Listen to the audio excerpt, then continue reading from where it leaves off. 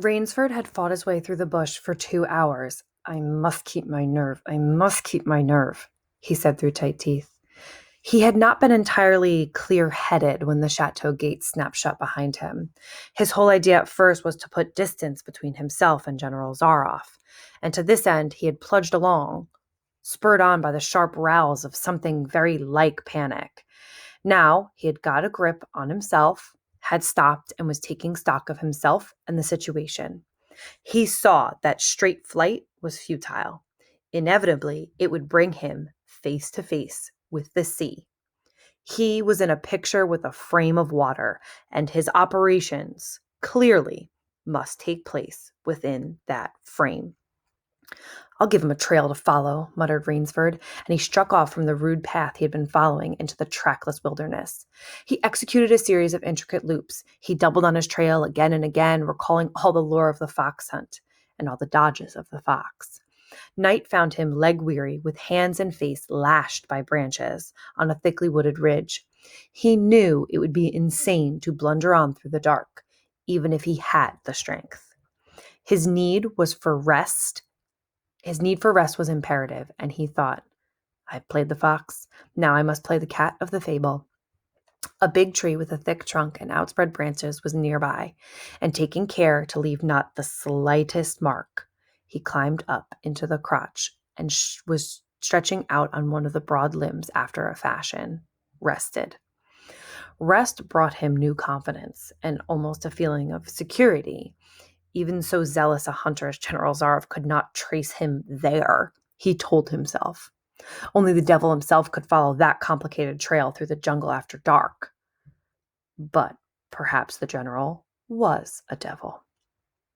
An apprehensive night crawled slowly by like a wounded snake, and sleep did not visit Rainsford, although the silence of a dead world was on the jungle.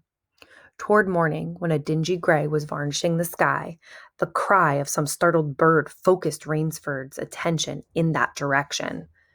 Something was coming through the bush, coming slowly, carefully, coming by the same winding way Rainsford had come. He flattened himself down on the limb, and through a screen of leaves almost as thick as a tapestry, he watched. That which was approaching was a man. It was General Zaroff. He had made his way along with his eyes fixed in utmost concentration on the ground before him. He paused almost beneath the tree, dropped to his knees, and studied the ground. Rainsford's impulse was to hurl himself down like a panther, but he saw that the general's right hand held something metallic, a small automatic pistol. The hunter shook his head several times as if he were puzzled. Then he straightened up and took from his case one of his black cigarettes. Its pungent, incense-like smoke floated up to Rainsford's nostrils. Rainsford held his breath. The general's eyes had left the ground, and they were traveling inch by inch up the tree. Rainsford froze there, every muscle tensed for a spring. But the sharp eyes of the hunter stopped before they reached the limb where Rainsford lay. A smile spread over his brown face. Very deliberately, he blew a smoke ring into the air. Then he turned his back on the tree and walked carelessly away, back along the trail he had come. The swish of the underbrush against his hunting boots grew fainter and fainter. The pent-up air burst hotly from Rainsford's lungs. His first thought made him feel sick and numb. The general could follow a trail through the woods at night. He could follow an extremely difficult trail. He must have uncanny powers. Only by the merest chance had the Cossack failed to see his quarry. Rainsford's second thought was even more terrible. It sent a shudder of cold horror through his whole being. Why had the general smiled? Why had he turned back? Rainsford did not want to believe what his reason told him was true, but the truth was as evident as the sun that had now pushed through the morning mists.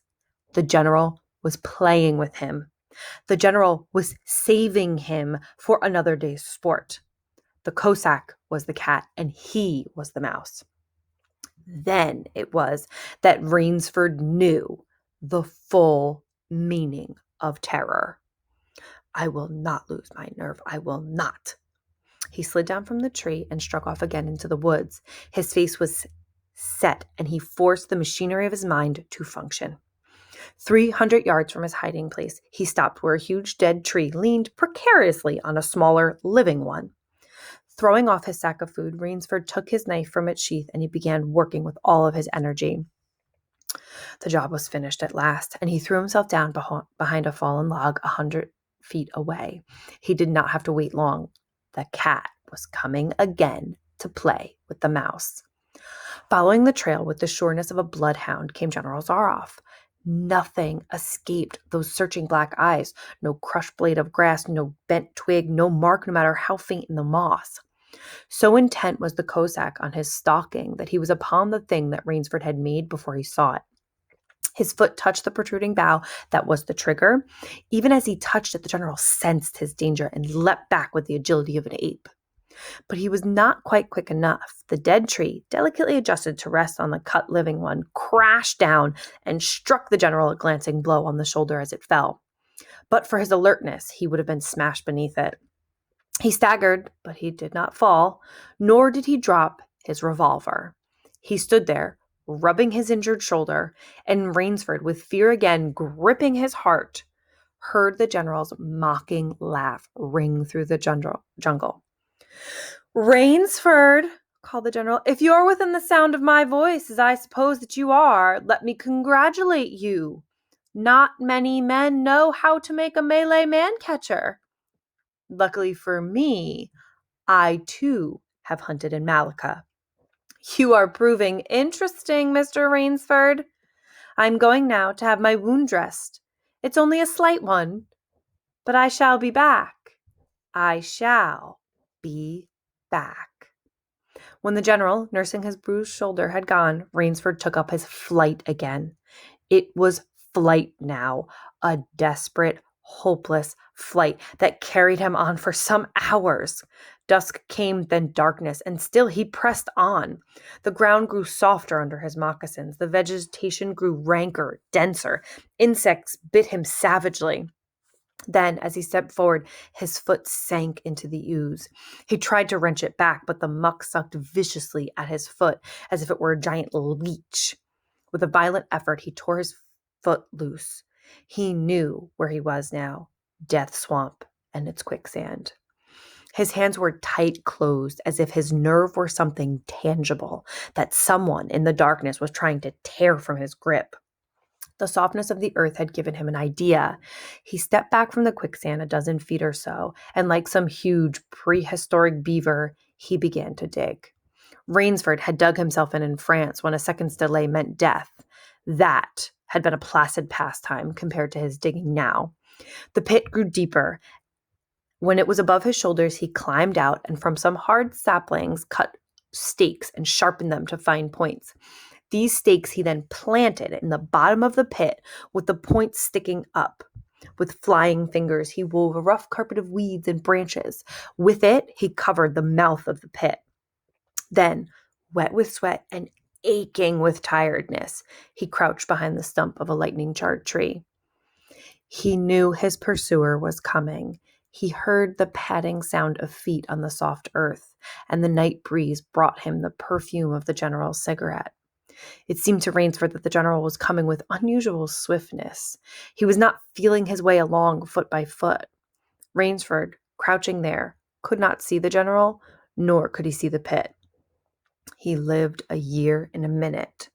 Then he felt an impulse to cry aloud with joy, for he heard that sharp crackle of the breaking branches as the cover of the pit gave way. He heard the sharp scream of pain as the pointed stakes found their mark. He leapt from his place of concealment, then he cowered back.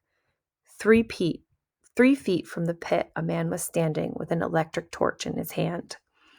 "You've done well, Rainsford," the voice of the general called. "Your Burmese tiger pit has claimed one of my best dogs.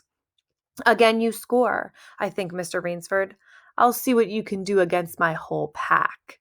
I'm going home for a rest. Thank you for a most amusing evening."